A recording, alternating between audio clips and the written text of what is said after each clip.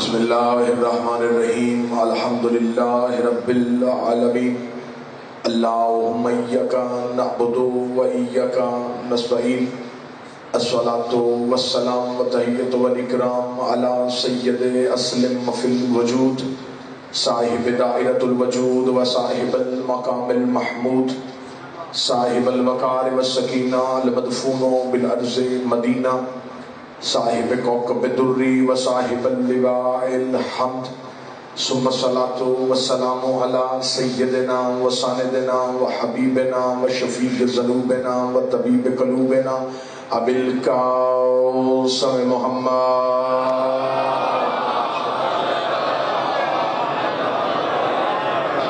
وأولاده الطيبين الطاهرين المعصومين المظلومين المنتجبين المهديين ولعنة الله على قوم الظالمين الكافرين المنافقين المتكبرين أما بعد فقد قال أمير المؤمنين علي بن أبي طالب بسم الله الرحمن الرحيم فزت برب الكعبة بلند الصلوات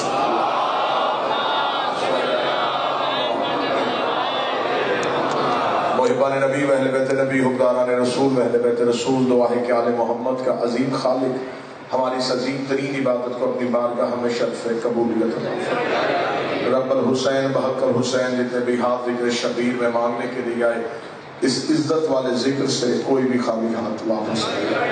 اللہ بانیہ نے مجلس کی یہ سہ روزہ مجالس یہ 3 روزہ ذکر پاک اپنی بارگاہ میں چہاردہ معصومین کی بارگاہ میں اور بالخصوص العقص سرکار ولی العصر حجت دوران کی بارگاہ میں شرف قبولیت عطا فرمائے۔ بہت بڑی دعا بے نیازی میں کرنا، دل سے زبان سے مل کے آمین کہنا، اس وقت تک کسی علی ولی اللہ پڑھنے والے کو موت نہ آئے جب تک قبر حسین کی زیارت نصیب نہ ہو۔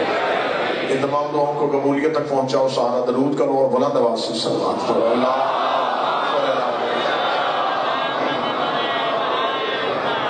اجازت ہے گفتگو شکریہ۔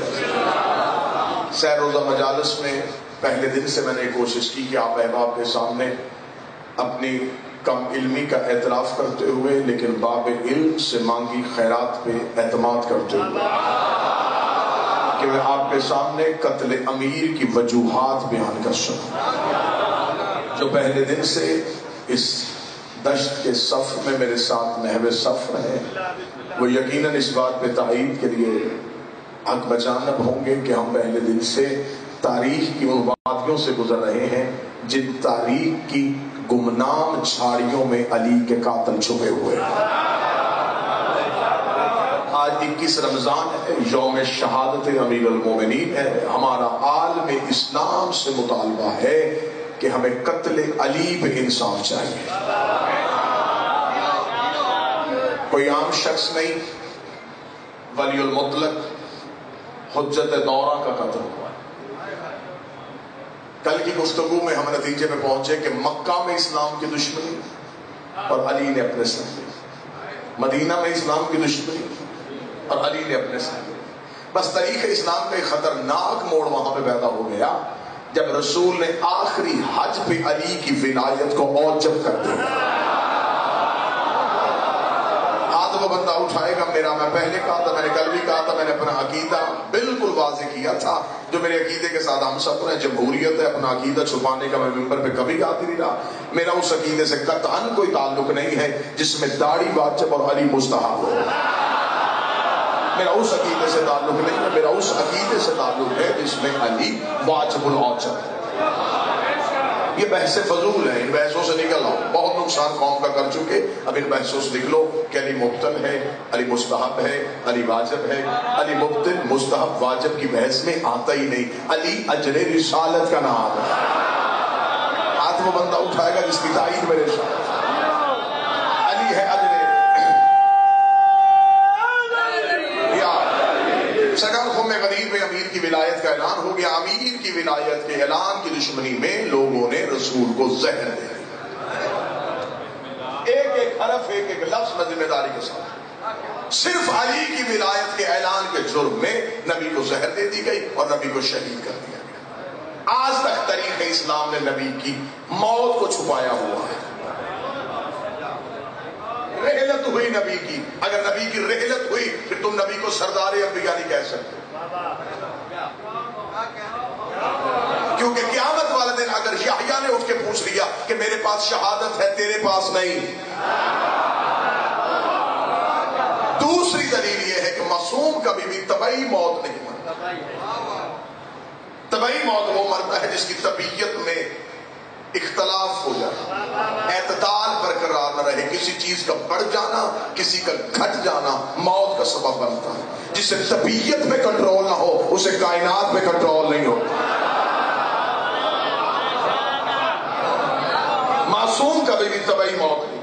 زہر دی گئی نبی کو اور جرم اعلان ولایت علی.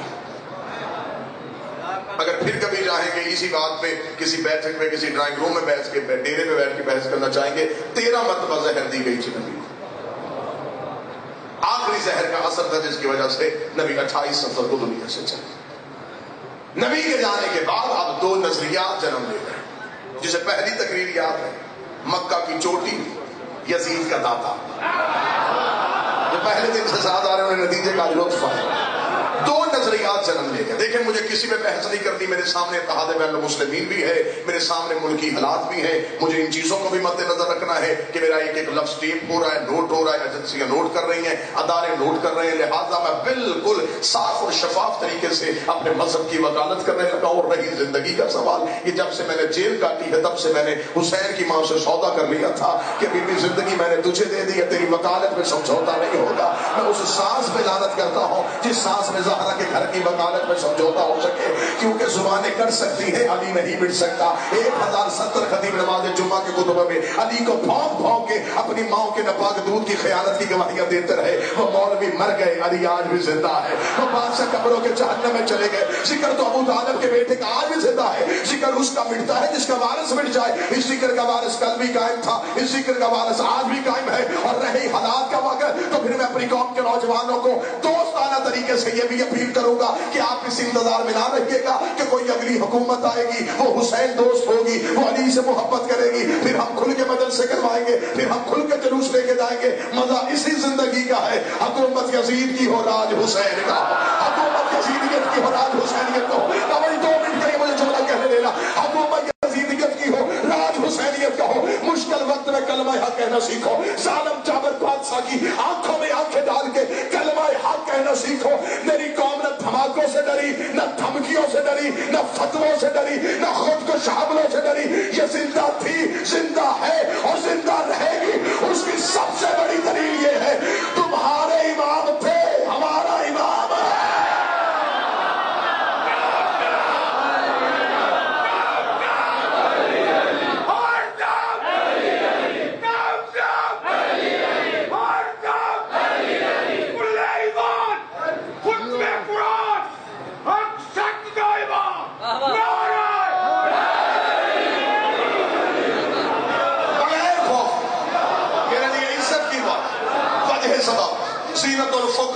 مخدوم الفقراء بابا سید عطرت حسین قادری شاہ بادشاہ مجلس میں تشریف فرما. یزید آج بھی دفن ہے تابوت ظلمت میں، میرا حسین زمانے پہ راج کرتا ہے.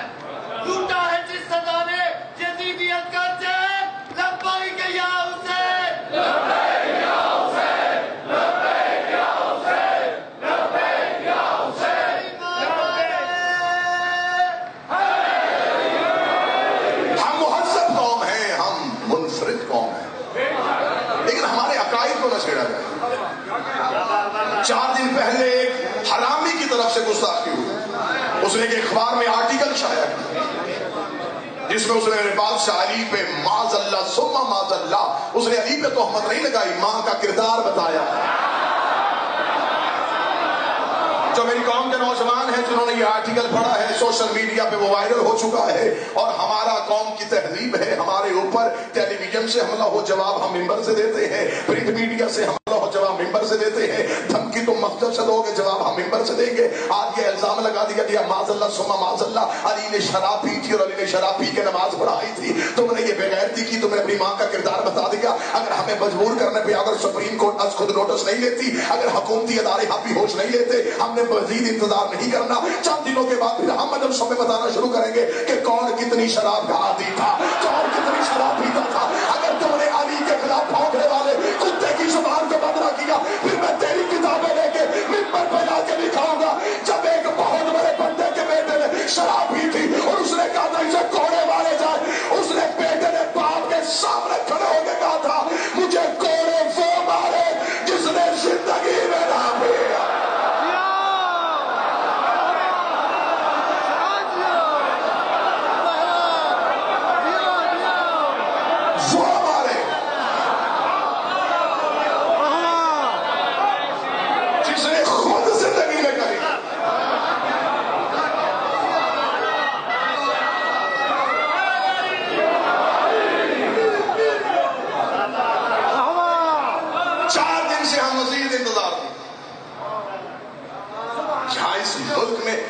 ذرا بھی گرے تو آج خود نوٹس آ جاتا ہے.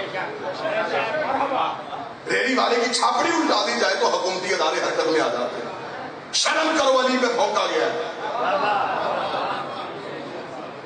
اور بس اب میری قوم اس معاملے میں زندہ ہو جائے. صرف گھروں میں بیٹھ کے افسوس کرنے سے قومیں منظم نہیں ہوتی. حق مان کے نہیں جاتے, حق چھینے جاتے.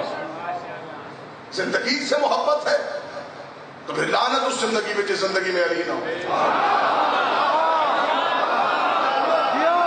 کتنے ہو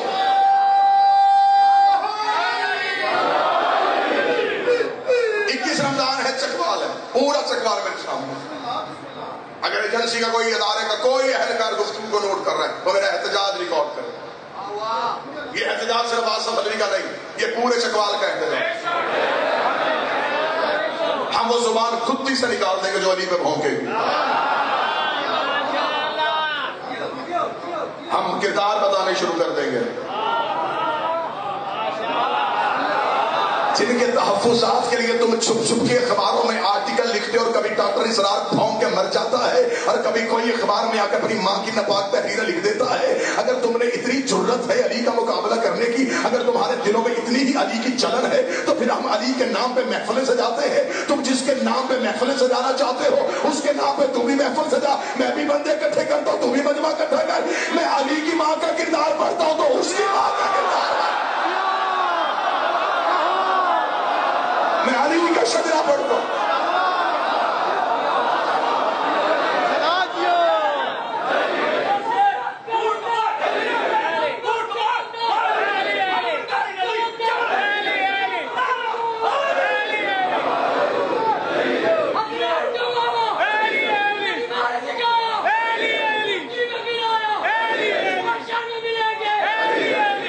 مختصر کرنا پڑے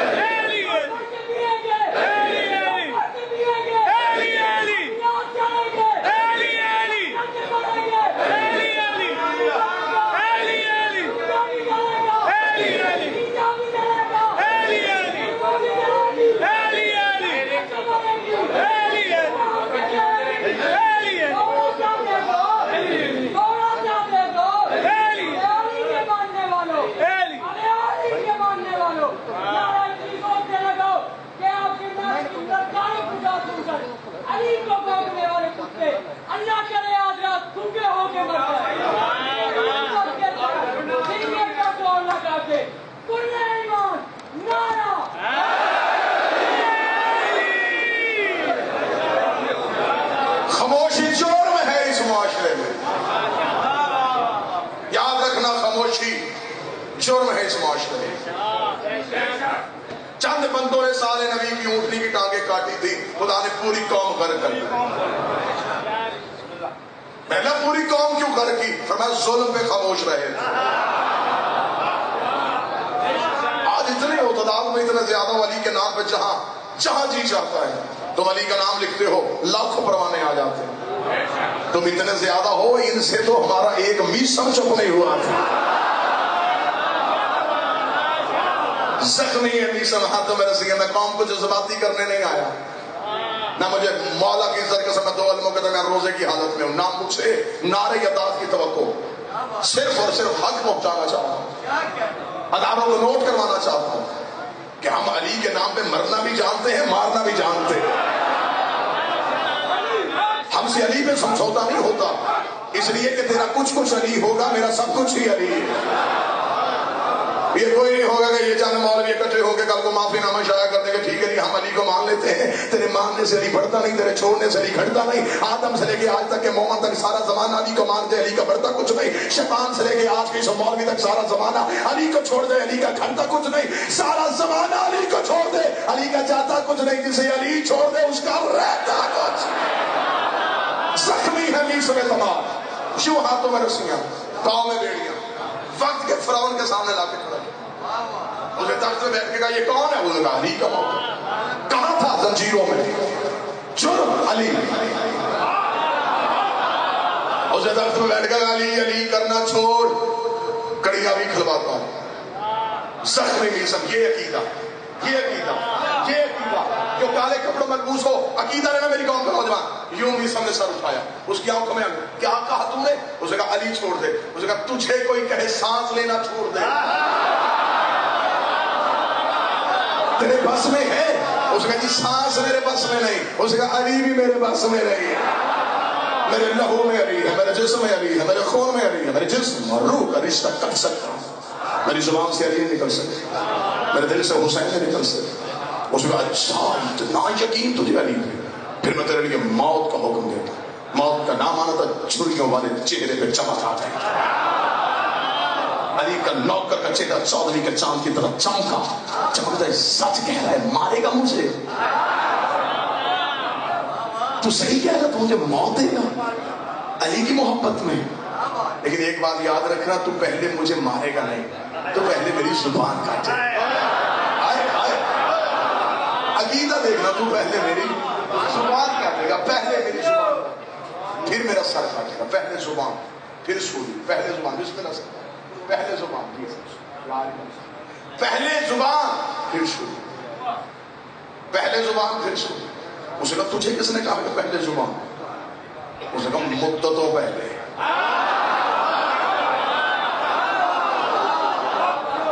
میرے بادشاہ علی نے مجھے کہا تھا کہ ایک وقت آئے گا تجھے اس کھجور کے درخت کے ساتھ سولے رکھنا ہے.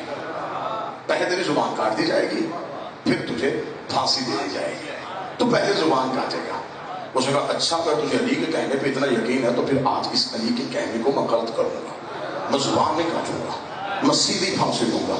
اس نے کہا اللہ سے فوراً کرو, اس کے ہاتھوں میں رسیاں بناؤ, پاؤں میں بیڑیاں لٹکا دو, یہی جو کر دو ابھی میری آنکھوں کے سامنے اس کی گردن ختم, اسے ابھی پھانسی دی جانی, اسے زبان نہیں کاٹیں گے, اسے پھانسی دیں گے. فدا کے زمانے والوں کو پتا چلے علی جو کہتے جاتا ہے ویسا ہوتا نہیں, علی جو کہتا ہے ویسا ہوتا نہیں. اتنا کہنا تھا, الٹا لٹکا دیا مصر تمام کو کوفے کے مرکزی چوک میں. کوفے کے مرکزی چوک میں علی کا نوکر الٹا لٹکا ہوتا, علی کے نوکر لٹکے ہوئے, تو نے تیری پھانسی, میں نے مر جانا ہے. مرنے سے پہلے میں وصیت کرنا چاہتا ہوں ذرا کوفے کے مرد و زن اکٹھے کر. میں ایک بات کرنا چاہتا ہوں, ذرا کوفے کے مرد عورتیں بچے اکٹھے کر دے. اس نے کہا شاید علی کو چھوڑ دے, اب اسے موت کی تکلیف ہو رہی ہے, اسے یہ نہیں پتا تھا کہ میں شاید اس کو صحیح پھانسی دے دوں گا, اب شاید یہ زندگی لینا چاہتا ہے, اس نے فوراً کا اعلان کروا دو. کوفے کے سارے مرد و زن اکٹھے ہو گئے. الٹا لٹک رہا تھا علی کا نوکر, اسے کہتے ہیں علی کی محبت. الٹے لٹکے ہوئے مصر نے کہا او کوفے والوں, تھوڑی دیر کے بعد میں تمہارا کوفہ چھوڑ کے علی کے قدموں میں جانے لگا ہوں, لیکن میں جانے سے پہلے یہ اعلان کرنے لگا ہوں, اتنے مجموعے جو سامنے کھڑا ہے وہ بیٹا کسی اور کا ہے, کہلواتا کسی اور کا ہے, وہ کسی اور کا بیٹا ہے, وہ فلاں کا بیٹا ہے, وہ فلاں کا بیٹا ہے.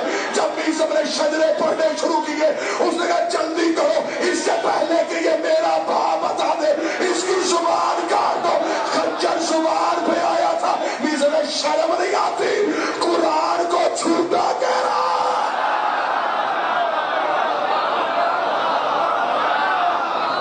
نہ زندگی سے محبت, لیکن علی میں سمجھوتا ہوں. خم غدیر میں ہو گیا علی کی ولایت کا اعلان, چڑھ گئی مسلمانوں کے سر پہ علی کی دشمنی. رسول دنیا سے چلے گئے. رسول کے جانے کے بعد دو نظریات اٹھ گئے. اب موضوع پہ آ کے دو نتیجے اور ممبر بھائی کے بعد دو نظریات نے جنم لیا, ایک حکومت والے, ایک امامت والے. اب جن کے پاس خلافت ہے ان کے پاس جا کے پوچھو تمہارے پاس وہ خلافت ہے, یہ خلافت تمہیں کس نے دی؟ بالکل بغیر کسی لڑائی کے, بغیر کسی جھگڑے کے, آپ بھائی ہمارے آئے مل کے ہمیں بتائیں کہ آپ نے نبی کے جانے کے بعد جو سلسلہ خلافت شروع کیا, آپ کے پاس جو خلیفہ ہے اس سے خلیفہ کس نے بنایا؟ ابن خلدون سے شبلی نمانی, شبلی نمانی سے ڈاکٹر طاہر القادری, طاہر القادری سے لے کے سلیمان ندوی تک, سلیمان ندوی سے لے کے لال مسجد کے عبدالعزیز تک, جس نے سیرت لکھی اس نے اپنی کتاب میں لکھا کہ نبی کے جانے کے بعد سقیفہ بنی سعدہ میں مہاجرین اور انصار ایک دوسرے کے آمنے سامنے آ گئے. مہاجر کہتے تھے 12 سم میں ہوگا, انصار کہتے تھے 12 سم میں ہوگا. لڑائی چھڑ گئی. آخر ایک صحابی اٹھا, اس نے ایک بوڑھے صحابی کا ہاتھ پکڑا. ہاتھ پکڑ کے اس نے کہا نبی کے بعد یہ بزرگ بھی ہے, معتبر بھی ہے, رشتہ دار بھی ہے, میں بھی اس کی بیعت کرتا ہوں, تم بھی اس کی بیعت کرو, میں بھی اس کی بیعت کرتا ہوں, تم بھی اس کی بیعت کرو. یہاں سے سلسلہ خلافت شروع ہو گیا. اب ہم نے امامت والوں سے پوچھا تم نے جو نبی کے بعد علی کو امام مانا تم نے کہاں سے لیا؟ انہوں نے کہا کہ ہم نے نبی کے بعد نہیں لیا, نبی نے اپنے جانے سے پہلے قوم قدیر میں ایک بنانوں کا ممبر بنایا تھا. وہاں پر 1.25 لاکھ کے مجمع میں رسول نے 3 گھنٹے کا خطبہ دے کے علی کا ہاتھ بلند کر کے علی کی امامت کا اعلان کر دیا تھا. اب میرے سامنے 2 نظریات ہیں. ایک وہ ہے جنہوں نے خلیفہ بنایا نبی کے جانے کے بعد, ایک وہ ہے جنہوں نے نبی کے بعد نبی کی زندگی میں خلیفہ لے لیا. ایک وہ ہے جسے نبی نے بنانوں کے ممبر میں بنایا, ایک وہ ہے جسے سقیفہ بنی سعدہ میں بنایا تھا. ایک ہاتھ نبی نے بلند کیا تھا, ایک ہاتھ صحابی نے بلند کیا تھا. سر پہ قرآن رکھ کے بتا کہ قرآن میں اطاعت نبی کی واجب ہے یا صحابی کی واجب؟ اطاعت کس کی واجب؟ اچھا, حکومت تقسیم ہو گئی. 3 دن تک علی اپنے گھر میں تجہیز و تکفین میں مشغول رہے. 30 دن علی سقیفہ بنی سعدہ میں پہنچے. احتجاج تبرسی میں مولا علی کا خطبہ نکلا. مولا علی آئے, مولا علی نے آ کے سقیفہ میں اپنے نیزے کو کاٹا. کاٹ کے فرمایا میں نے سنا ہے کہ تم نے حکومت بنا لی ہے. انہوں نے کہا ہاں یا علی آپ تجہیز و تکفین میں مشغول تھے, ہم نے انہیں وزیر بنا دیا ہے, انہیں امیر بنا دیا. علی کے جملے نہ ہو میں کتاب سے نہ دکھاؤں میری صدا موت. علی نے فرمایا جسے تم نے بنایا ہے یا جتنے تم بیٹھ کے اکٹھے ہو کے نبی کا وارث چنتے رہے ہو, تم میں سے کسی نے میرے فیصلے کو ترجیح کیوں نہ دی؟ انہوں نے کہا اس لیے کہ ہم زیادہ تھے, یہاں جمہور تھا, آپ اکیلے تھے, لہذا ہم نے کہا کہ مسلمانوں کا اجماع ہے, ہم نے اجماع کو فضیلت دی. علی فرمایا تم کتنے تھے؟ انہوں نے کہا ہم زیادہ تھے. علی فرمایا جتنے بھی زیادہ تھے کیا تم میں سے کوئی کعبے میں آیا تھا؟ دکھ ہوتا مجھے جب بندہ عقیدہ پڑے اور پھر آگے سے لوگ چپ رہے. کیا تم میں سے کوئی کعبے میں آیا تھا؟ نہیں. کیا کسی نے رسول کی زبان چوسی ہو؟ کہ نہیں. کیا کوئی نبی کے ہاتھوں پہ پھلا ہو؟ نہیں. کیا کسی نے ابو جہل کے چہرے پہ تماچا مارا ہو؟ کہا نہیں. کسی نے دعوت ذوالعشیرہ میں کھڑے ہو کے نبی کی تائید کی ہو؟ نہیں. کسی نے نبی کو مکے میں نبی کو کافروں کے بچوں سے بچایا ہو؟ نہیں. کوئی خطرے کے بستر میں سویا ہو؟ نہیں. کوئی کل ایمان ہو؟ نہیں. کوئی یسوع الدین ہو؟ نہیں. کوئی قائد غلبہ جبین ہو؟ نہیں. کوئی فاتح درین ہو؟ نہیں. کوئی نقطہ بائے بسم اللہ ہو؟ نہیں. کوئی استاد جبریل ہو؟ نہیں. کوئی ید اللہ ہو؟ نہیں. کوئی لسان اللہ ہو؟ نہیں. کوئی عین اللہ ہو؟ نہیں. کوئی کوفت اللہ ہو؟ نہیں. کسی کے دروازے پہ فرشتہ درزی بن کے آیا ہو؟ نہیں. کسی کے دروازے پہ تارا کمی بن کے کھڑا ہوا ہو؟ نہیں. کوئی جبریل کا استاد ہو؟ کہا نہیں. کوئی معراج کے پردے میں بھولا ہو؟ کہا نہیں. کسی کی زہرا جیسی زوجہ ہو؟ کہا نہیں. کسی کا حسن جیسا بیٹا ہو؟ کہا نہیں. کسی کا حسین جیسا بیٹا ہو؟ کہا نہیں. مجھے عزت علی کی قسم علی نے آنکھوں میں آنکھیں ڈال کے کہا عرب کے جاہلو مقابلہ علی سے کرتے ہو, میں نکاح سے, میرا باپ نکاح سے, میرا دادا نکاح سے, ہم نکاح والوں کے بیٹے ہیں, تم گناہ والوں کے بیٹے ہیں. ہم شجرہ طیبہ سے, تم شجرہ ملعون سے. اچھا علی آپ کو حکومت چاہیے تھی, آپ کو حکومت چاہیے تھی, مجھے حکومت کی کیا ضرورت؟ مجھے تو ولایت کی ضرورت بھی نہیں تھی, ولایت کو میری ضرورت. جملے پہ دلیل ہے, سوسہ بن سوہان نے قم قدیر پہ آ کے مولا حسن سے آ کہا تھا مولا مبارک ہو آپ کے بابا کو ولایت مل گئی. فرمایا مجھے مبارک نہ دے, ولایت کو مبارک دے کہ علی نے اسے قبول کر لیا. پہلی خلافت, علی خاموش. علی کہاں؟ علی گھر میں قرآن جمع کر رہے. تاریخ کی واقعوں سے گزار رہا ہوں میں آپ. علی کہاں؟ علی گھر میں قرآن جمع کر. کوئی مورخ مجھے کتاب سے ثابت کرے کہ علی کوئی آیت لینے کسی کے گھر گیا ہو. ہر مورخ نے لکھا کہ علی گھر کے اندر رہے, قرآن جمع کرنے میں مشغول ہے. اس کا مطلب سارا قرآن تھا ہی علی کے گھر میں.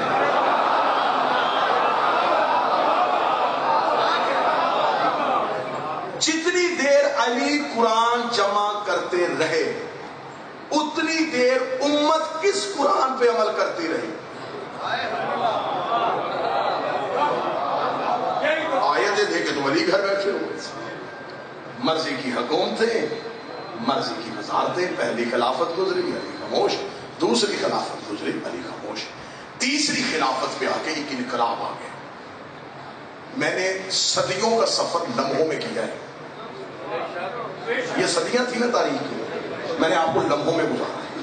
تیسری خلافت کا دور آ گیا. اس خلافت کے دور میں کچھ ایسے پہلی خلافتوں کے دور میں فیصلے ہوئے، اس خلافت کے دور میں بے باک فیصلے اس لیے ہوئے کہ یہ ان کے نمائندے تھے جس نے مکے کی پہاڑی پہ نبی کو حاکم کہا تھا۔ اس نے بیٹھتے ہی سب سے پہلا کام یہ کیا، جب تیسری حکومت آئی، یہ باتیں میں کسی شیعہ کتاب سے نہیں پڑھ رہا کیونکہ میرا کوئی سنی بھائی مجھ میں بیٹھا ہو اور وہ کہ یہ شیعوں کی طریق ہے، نہ، آپ اپنی جو طریقہ مجھے مورخ بتائیں گے میں اس میں سے یہ ہسٹری نکال کے دکھاؤں گا۔ تاریخ شیعہ یا سنی نہیں ہوتی، یہ بات ذہن میں رکھنا، تاریخ شیعہ سنی نہیں ہوتی، مورخ کا کام ہے تاریخ لکھنا، ہاں ایک کام وہ کرتا ہے، وہ نتیجہ بدلتا ہے۔ تاریخ انہوں نے لکھی، جب یہ تخت پہ آئے تو ان کے تخت پہ آنے کے بعد 3 طرح کے طبقوں نے ان کا بائیکاٹ کیا۔ پہلا بائیکاٹ ان کا کیا نبی کی بیویوں نے، کیونکہ انہوں نے تیسری حکومت نے آتے ہی نبی کی بیویوں کے وظیفے ختم کیے۔ پہلے دور میں وظیفے ملتے تھے کیونکہ جس کی جتنی رشتہ داری تھی، میں تو پہلی مجلس میں کہا تھا کہ میں نے کانٹوں پہ چل کے آنا ہے، جس کی جتنی رشتہ داری تھی اس نے اس رشتہ داری کی بنیاد پہ وظیفے دیے جاتے تھے۔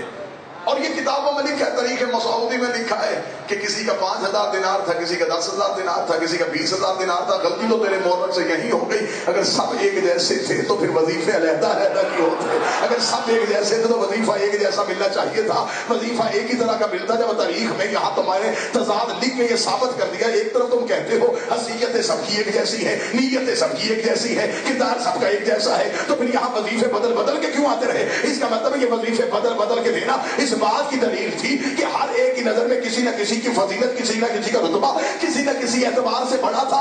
اگر مجھے 2 علموں کے درمیان کھڑا کر کے چکوال کے ممبر سے لے کے اسلام آباد کی سپریم کورٹ تک کوئی بلانا چاہے، میں علی کا نوکر حسین کا ماتمی تاریخ کی کتابیں ہاتھوں پہ اٹھا کے یہ ثابت کرنے کے لیے تیار ہوں کہ وظیفے کردار کی وجہ سے نہیں ملتے تھے، علی سے دشمنی کی وجہ سے ملتے ہیں۔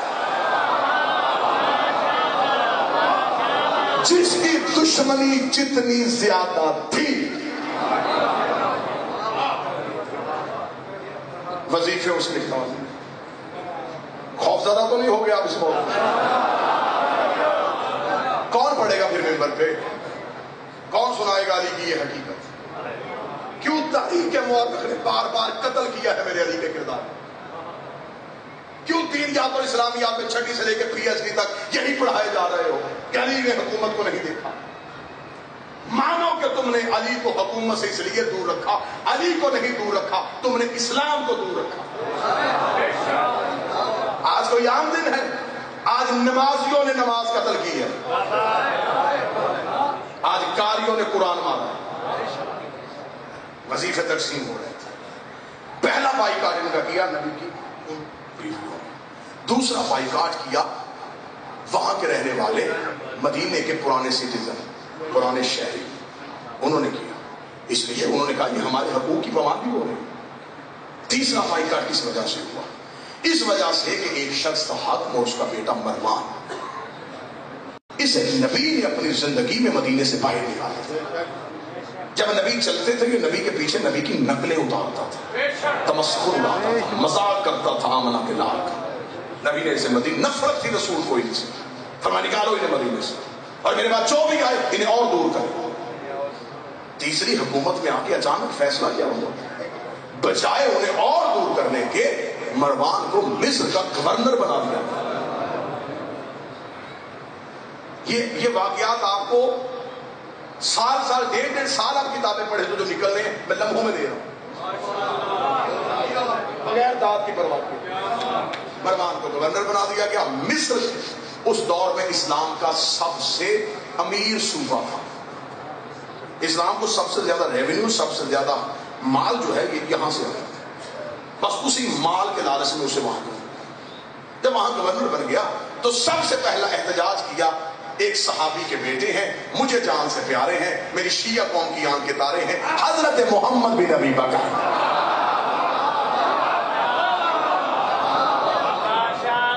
جسے علی بیٹوں کی طرح پیار کرتے ہیں. یہاں بھی میں اپنی قوم کو ایک طریق کے اس الجھن سے گزاروں کہ یہ علی سے پیار اس لیے کرتے تھے. جب رسول آخری حج پہ گئے، ان کی والدہ رسول کے ساتھ اس حج میں تھی. جب رسول نے پلانوں کا ممبر بنایا، اس بی بی نے خیمے میں ادھر محمد بن ابی بکر کی ولادت ہوئی، ادھر علی کا اعلان ہو گیا. جس نے دنیا میں آتے ہی ماں کی گود میں علی کے ہاتھ میں بیعت کی تھی، اس نے علی کی پھر بیعت نہیں توڑی. اور ہم جان سے زیادہ ان سے پیار کرتے ہیں. ہماری جانیں قربان اس صحابی. انہوں نے احتجاج کیا. انہوں نے کہا ہمارا احتجاج ہے کہ مروان کو معزول کیا جائے. حکم علی تھا. محمد بن ابی بکر علی کے لشکر کے بہترین سپاہی تھے. اسی وجہ سے فوراً کہہ دیا گیا ٹھیک ہے. فوراً ایک لیٹر لکھا گیا، ایک خط لکھا گیا جس میں محمد بن ابی بکر کے حوالے خط کیا کہ ہم مروان کو اس عہدے سے معزول کرتے ہیں اور اس کی جگہ محمد بن ابی بکر کو مصر کا نیا گورنر نافذ کرتے ہیں. اور محمد بن ابی بکر کے حوالے یہ خط کر دیا کہ آپ جائیں. آپ نے پیغام دیا ٹھیک ہے، اگر علی کا حکم ہے تو ہم اسے ہٹا دیتے ہیں. اب دیکھیں سازشیں کیا تھیں. بور تو نہیں ہو رہے آپ؟ ذہنوں میں بوجھ تو نہیں بن رہا؟ سازش کیا تیار ہو رہی تھی کہ دیکھیں ہم تو علی سے پیار کرتے ہیں، علی جو کہتے ہیں ہم کر دیتے ہیں. علی نے کہا کہ یہ گورنر ٹھیک نہیں، ہم نے ہٹا دیا. علی نے کہا محمد بن ابی بکر کو لگاؤ، ہم نے لگا دیا. محمد بن ابی بکر خط لے کے مولا علی کے گھر آ گئے. فرمایا مولا انہوں نے اسے فوراً معزول کر دیا ہے اور مجھے اس کی جگہ پہ تعینات کر دیا. مولا مسکرائے، مسکرا کے کہا کہ محمد اکیلا نہ جانا، ساتھ چند سپاہی لے کے جانا اور رات کو سفر نہ کرنا. علی کے نوکروں کے سامنے علی کا جو بھی فیصلہ ہوتا تھا اس کے سامنے کیوں، کیا، کیسے نہیں ہوتا. محمد بن بکر نے قدموں پہ ہاتھ رکھ کے بادشاہ کا سلام کیا. سپاہی ساتھ لیے مدینہ سے بھی باہر نکلے ہی تھے یہ رات ہو گئی. ابھی مدینہ یوں نظر آ رہا تھا، مدینہ رات ہو گئی. حکم علی تھا کہ سفر نہیں کرنا. وہیں پہ خیمے لگا دیے گئے، وہیں پہ پڑا ہو گیا. محمد بن بکر مصلی پہ بیٹھ کے عبادت الہیہ میں مشغول تھے. یا گھوڑے کے ٹاپوں کی آواز کانوں میں پڑی. محمد بن بکر جلدی سے خیمے سے نکلے. خیمے سے نکل کے انہوں نے کہا کہ جلدی کرو روشنی لے کے آؤ. روشنی کی تو دیکھا کہ دور ایک گھوڑا سوار ہے، گھوڑے کو تیز دوڑاتا ہوا جا. محمد بن ابی بکر نے اپنے نوکر سے کہا رکو، یہ بندہ کون ہو سکتا ہے؟ اگر اس نے سفر کرنا تھا تو یہ ہمارے قافلے میں کیوں نہیں آیا؟ وہاں مسافر اچانک نہیں نکلتے تھے، پتہ چلتا تھا کہ یہ کارواں جانے والا. دوسرا یہ ہمارے فوراً بعد نکلا اور اتنا تیز رفتار گھوڑے سے جا رہا ہے، اسے لے کے تو یہ کون ہے؟ محمد بن بکر کے سپاہی پیچھے دوڑے، پیچھے جا کے اسے پکڑا گیا. پکڑ کے محمد بن بکر کے پاس لے آئے. محمد بن بکر کا کون ہے تو؟ اس نے کہا میں تو ایک تاجر ہوں، تجارت کی غرض سے جا رہا ہوں. فرمایا تیرا سامان تجارت کہاں ہے؟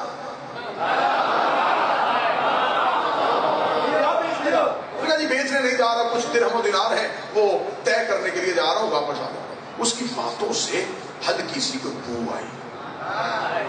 چور کی چوری تو پکڑی جاتی. محمد بن بکر نے کہا نہیں، یہ جو بات کر رہا ہے نا یہ بار بار بات سے الجھ رہا ہے. اس کی جسمانی تلاشی کی، کوئی چیز برآمد نہ ہوئی. اس کے گھوڑے کی گردن میں ایک مشکیزہ تھا. یہ مشکیزہ لے کے آؤ. مشکیزہ لائے.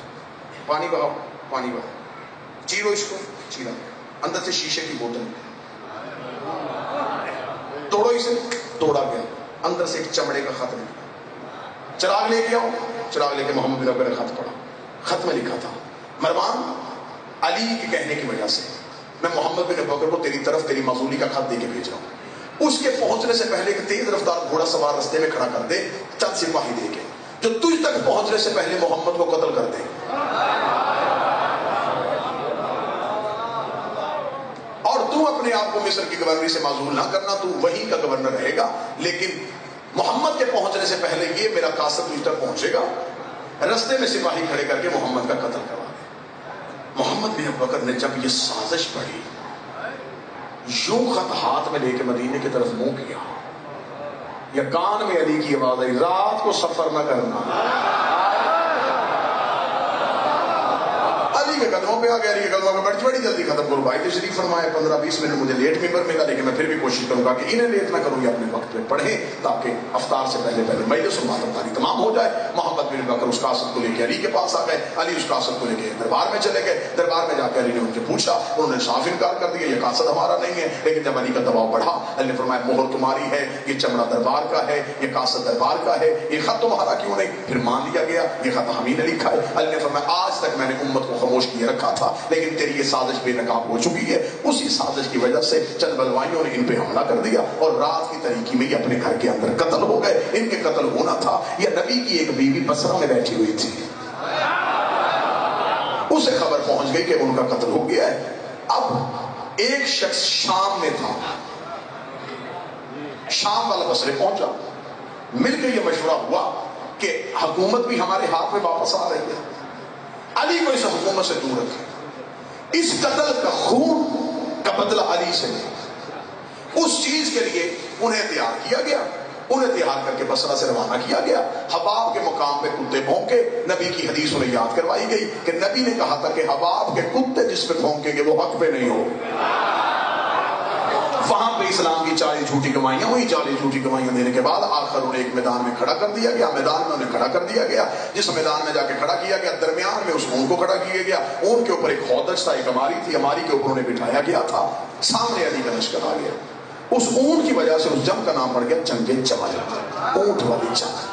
علی نے پہلے حسن کو بھیجا. مولا حسن نے آگے کہا پاپا کہہ رہے ہیں کہ ہم آپ کی عزت کرتے ہیں, ہم واپس چلے جائیں, ہم اسلام کے نام پہ ایسی قتل و غارت نہیں چاہتے. انہوں نے حسن کو واپس کیا. محمد بن ابی بکر کو بھیجا گیا, محمد بن ابی بکر کو بھی واپس بھیج دیا گیا. جب انہوں نے لشکر نے اسلام کے لشکر پہ یعنی کہ علی کے لشکر پہ حملہ کر دیا, اب دفاع پہ جنگ واجب ہو گئی تھی. علی نے اپنے لشکر کو تیار کر دیا. اب میدان جمل میں ایک منظر عجیب ہو گیا تھا کہ ان کے لشکر سے لوگ نکلتے تھے, اس اونٹ کی مہاڑ چومتے تھے اور علی کی تلوار کے نیچے اپنی گردن کر لیتے تھے. علی نے اپنے نوکروں سے کہا کہ مجھے لگتا ہے جیسے سامری کے بچڑے کی پوجا ہونی شروع ہو گئی تھی, کہیں اس اونٹ کی پوجا نہ ہونی شروع ہو جائے. جب تک یہ اونٹ میدان میں کھڑا ہے تب تک حق کا اور جھوٹ کا فیصلہ نہیں ہوگا. ایسے کرو اس اونٹ کو گراؤ. اتنا کہنا تھا کہ ذمہ داری مار کے اشتر کے کاندھوں پہ آ گئی. مار کے اشتر گھوڑے کے سیٹ پہ آئے, مار کے اشتر تلوار کو ریام سے نکالا, مار کے اشتر نے بھرپور حملہ کیا, لشکر کو کاٹتا ہوا, سبوں کو چیرتا ہوا, میں اپنے میسے کو پلٹتا ہوا اونٹ کے قریب آیا. مار کے اشتر نے گھٹنا زمین پہ لگایا, پوری طاقت کے ساتھ میں مال کے اشتر نے وار کیا. اونٹ کی پچھلی ٹانگ کٹ گئی, 3 ٹانگیں, لیکن اونٹ کھڑا ہے.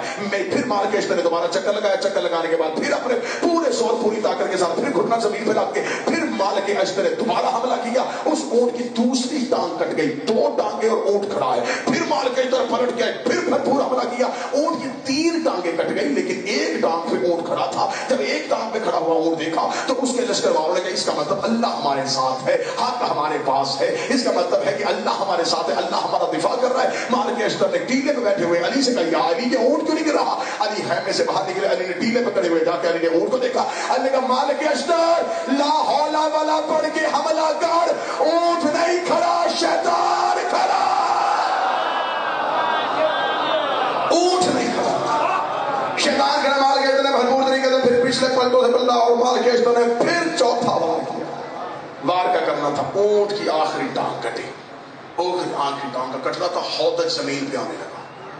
جب یہ امارت گرنے لگی, لوگوں کا دل رک گئے, سانس رک گئے, توہین ہو رہی ہے.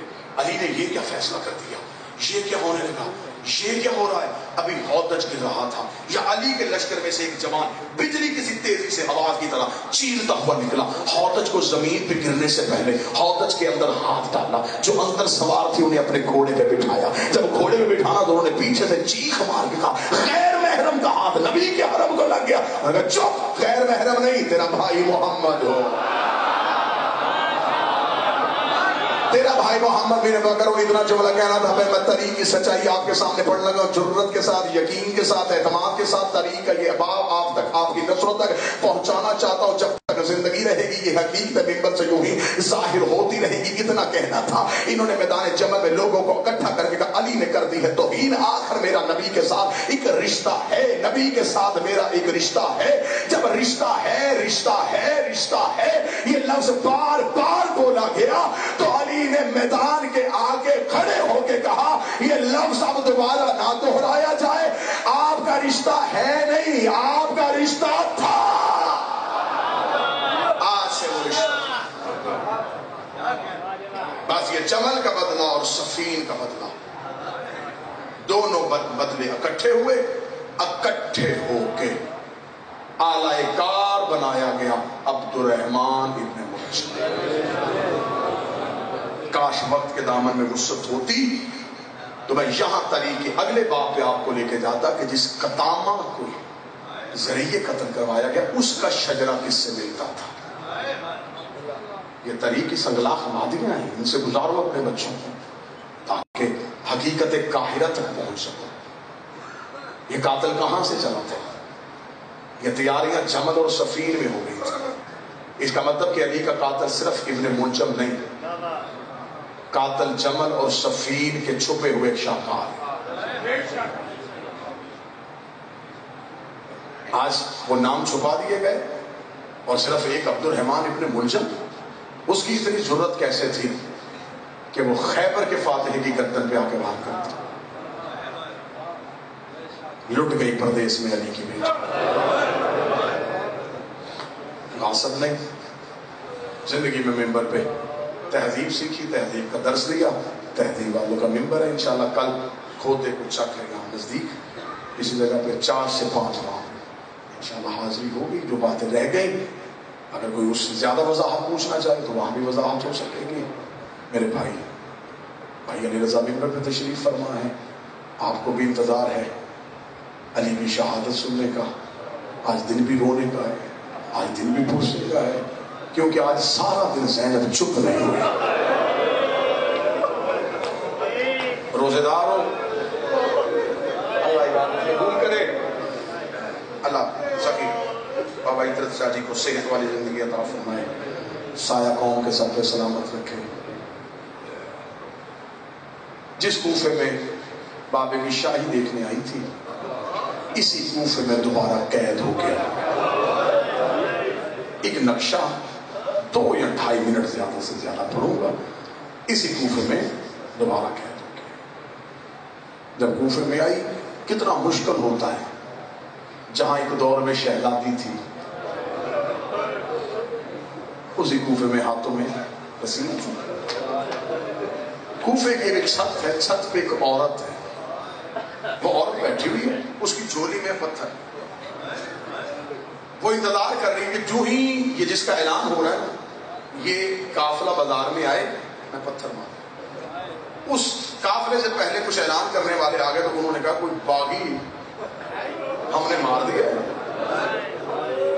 اس کے وارث آ رہے ہیں اور اس کا سر نیزے پہ۔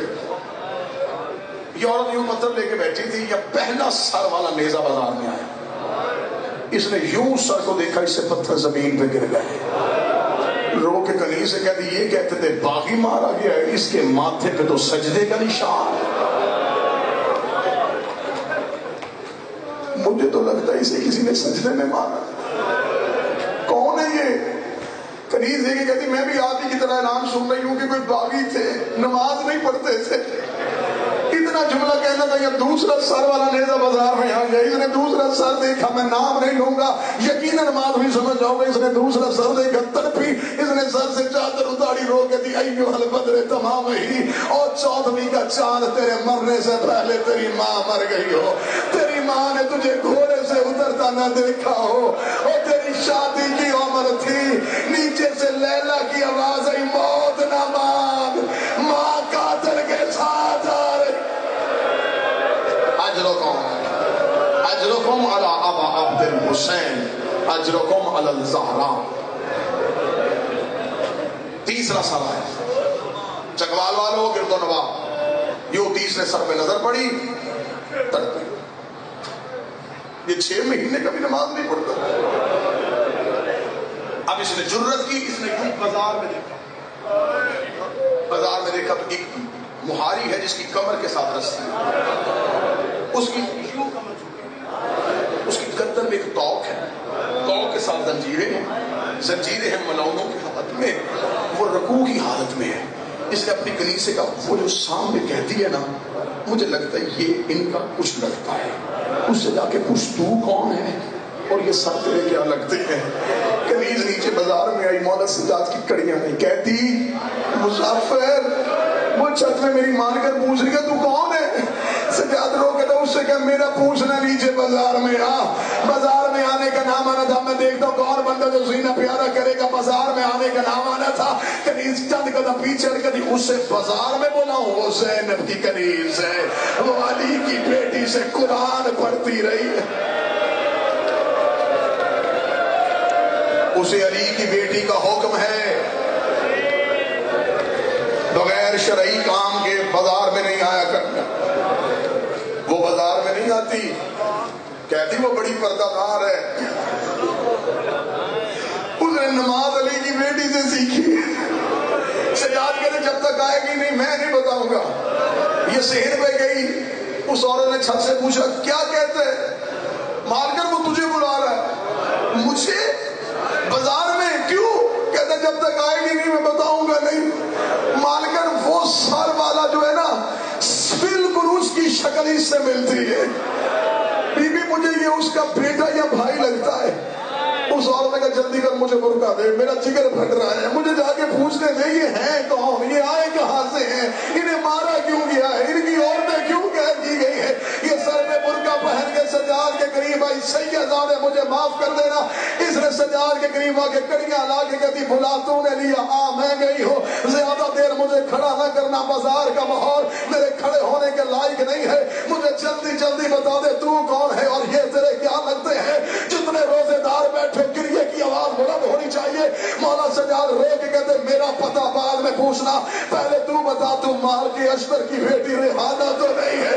تڑپ کے رو کے کہتی میرے باپ کو تو جانتا ہے. فرمایا میں چچا کہہ کے بلاتا تھا. تڑپ کے کہتی میرے باپ کو چچا تو سجاد کہتا ہے. آواز آئی مجھے پہچان, میں تیرا مولا سجاد. آدھا منٹ ہو چند آوازیں ابھی گریے سے کھا لی ہیں, چند آنکھوں میں ابھی فرات نہیں آئی. مجھے پہچان, میں تیرا مولا سجاد ہوں. جب سجاد نے کہا میں تیرا مولا سجاد ہوں, سیدزادے مجھے معاف کر دینا. تڑپ کے قدموں پہ گر کے کہتی اگر آپ مولا سجاد ہیں آپ کو بابے کی غربت کا واسطہ, اب مجھے یہ نہ کہنا کہ یہ اونٹ پہ زینب بیٹھی ہے. آواز آئی پہچان جس سے قرآن پڑھتی رہی ہے, یہ زینب ہے. ریحانہ نے برقع زمین پہ پھینکا, زینب کے اونٹ کے سامنے ہاتھ چھوڑے, رو کے کہتی میں نہیں پوچھتی رسیاں کس نے پہنائی,